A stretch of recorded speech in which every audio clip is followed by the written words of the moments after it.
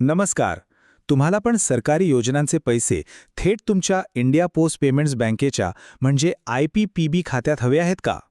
मग त्यासाठी आधार कार्ड कसं लिंक करायचं याचीच अगदी सोपी माहिती आपण आजच्या भागात घेणार आहोत. सरकारी योजनांचे जे पैसे असतात, ज्याला आपण डायरेक्ट बेनिफिट ट्रान्सफर म्हणजे DBT म्हणतो, ते आपल्याला थेट आपल्या IPB खात्यात कसे मिळवता येतील हा प्रश्न खूप जणांना पडतो, नाही का? चला तर आज याच प्रश्नाचं उत्तर आपण शोधूया. आणि चांगली गोष्ट म्हणजे यासाठी आपल्याला कुठेही बाहेर जायची गरज नाहीये. आपलं IPPB मोबाईल बँकिंग ॲप वापरून घर बसल्या अगदी काही मिनिटांतच हे काम खूप सहजपणे करता येतं. चला तर मग बघूया हे कसं करायचं. पण आधी हे समजून घेऊ की हे करायचं तरी का. यामागचा उद्देश अगदी सरळ आणि सोपा आहे. तो म्हणजे सरकारी योजनांचे जे काही पैसे आहेत ते थेट आपल्या बँक खात्यात बरोबर वेळेवर आणि कुठलाही त्रासाशिवाय जमा व्हावेत. बघा, जेव्हा आपला आधार नंबर बँक खात्याशी जोडला जातो ना, तेव्हा सरकारी सिस्टमला पैसे पाठवायला एक सरळ मार्ग मिळतो. यामुळे काय होतं की पैसे इकडे तिकडे न जाता थेट आपल्याच खात्यात बरोबर वेळेवर जमा होतात. आणि ह्याच प्रक्रियेला आपण DBT म्हणजेच थेट लाभ हस्तांतरण असं म्हणतो. चला तर मग आता ही प्रोसेस नक्की कशी करायची ते बघूया. जे लोक पहिल्यांदाच आधार लिंक करत आहेत त्यांच्यासाठी आम्ही या 6 अगदी सोप्या स्टेप्स तयार केल्या आहेत. सगळ्यात पहिलं काम आपल्या फोनमधलं IPPB मोबाईल बँकिंग ॲप उघडायचं. जर तुम्ही आधीच रजिस्ट्रेशन केलेलं असेल तर तुमचा जो 4 अंकी एमपिन आहे तो टाकून पटकन लॉग इन करा. ओके, लॉग इन झालं की ॲपच्या होम स्क्रीनवर डावीकडे वरच्या कोपऱ्यात बघा. तिथे 3 आडव्या रेषा दिसतील. त्याला हॅमबर्गर आयकॉन असंही म्हणतात. त्यावर क्लिक करा. मग एक मेनू उघडेल. त्यातून सर्व्हिसेस म्हणजेच सेवा हा ऑप्शन निवडा आणि त्यानंतर आधार सीडिंग या पर्यायावर टॅप करा. इथे तुम्हाला तुमची सध्याची स्थिती काय आहे ते दिसेल. म्हणजे जर तुमचं आधार आधीच लिंक असेल तर तिथे सक्सेस असं दिसेल आणि जर नसेल तर नवीन लिंकिंगसाठी नॉट सीडेड असं लिहिलेलं दिसेल. ठीक आहे, आता प्रोसेस सुरू करण्यासाठी स्क्रीनच्या वरच्या उजव्या कोपऱ्यात एक बाण दिसेल, त्यावर टॅप करा. असं केल्यावर तुम्ही थेट पुढच्या स्क्रीनवर जाल, जी आहे कन्फर्मेशन स्क्रीन. आता ही स्टेप जरा महत्त्वाची आहे. नीट लक्ष द्या. इथे तुम्हाला 2 ऑप्शन्स दिसतील.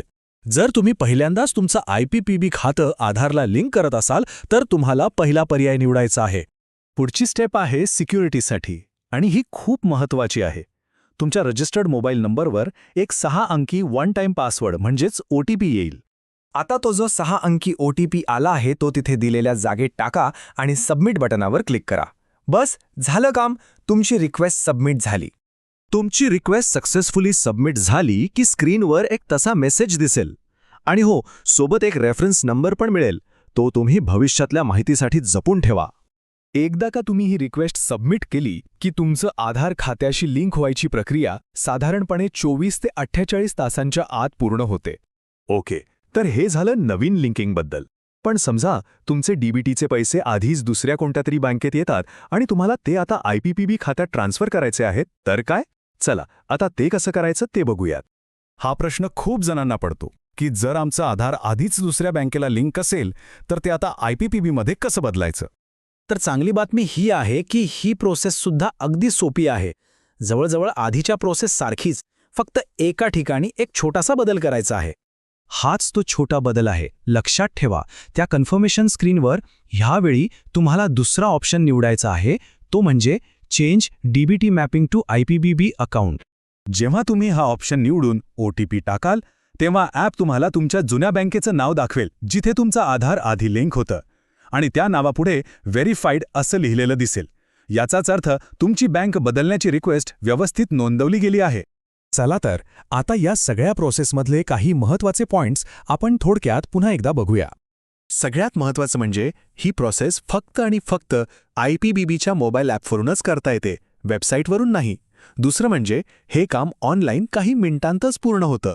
तिसरी गोष्ट, यासाठी फक्त तुमच्या बँक खात्याचा तपशील आणि आधार नंबर लागतो. आणि चौथं म्हणजे हे काम तुम्ही कुठूनही कधीही करू शकता.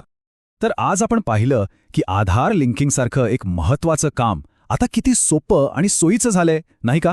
आणि हेच आपल्याला विचार करायला लावतं की भविष्यात बँकिंगमधले आणखी कोणती कामं इतकीच सोपी होऊन सर्वांच्या हातापर्यंत पोचतील यावर नक्कीच विचार करण्यासारखं आहे.